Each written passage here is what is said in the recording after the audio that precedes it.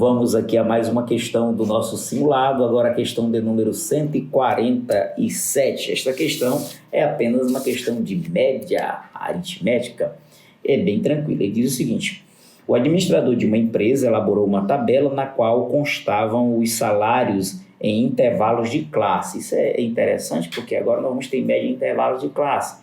Não vai dar para somar os valores porque não tem um valor, só tem uma classe, conforme o modelo a seguir. Aí, para isso, você vai precisar lembrar do ponto médio da classe, porque o que eu vou trabalhar é o ponto médio da classe, com a frequência, né? A intenção desse administrador era saber o salário médio de seus funcionários, utilizando ferramentas da estatística. Ele encontrou uma média salarial aproximadamente de... Bom, é uma questão bem tranquila, mas você vai precisar lembrar do ponto médio da classe, porque eu vou trabalhar aqui para fazer essa multiplicação dessa média aqui por essa frequência, utilizando o ponto médio da classe. Observe que o limite inferior da primeira classe é 1.250 e o limite superior é 1.500. Então, somando esses dois valores, o limite inferior e o limite superior, dividindo por 2, tirando a média disso, você vai encontrar, então, o ponto médio da classe, que nesse primeiro caso, o ponto médio da classe é 1.375. Aqui na segunda classe, o ponto médio da classe é 1.625. E na terceira classe, 1.875. E na quarta classe, você vai ter 2.125. E na última classe, você vai ter o ponto médio sendo 2.375. São esses valores que nós vamos trabalhar aqui com as médias, com as frequências. Então, vamos calcular agora essa média, porque agora a gente pode calcular essa média.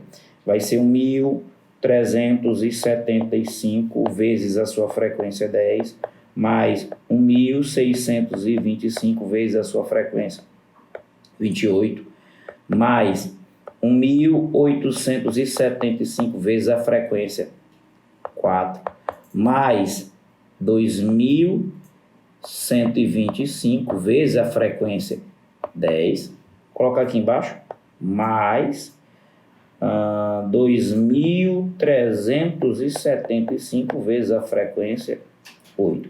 Isso tudo dividido pela soma das frequências, que você vai obter o valor de 60. Isso aqui, pessoal, é que vai ser a nossa média aritmética ponderada. No caso aqui, você percebe, né? Utilizando aqui os dados estatísticos em classes, né? Então, você vai ter essa média.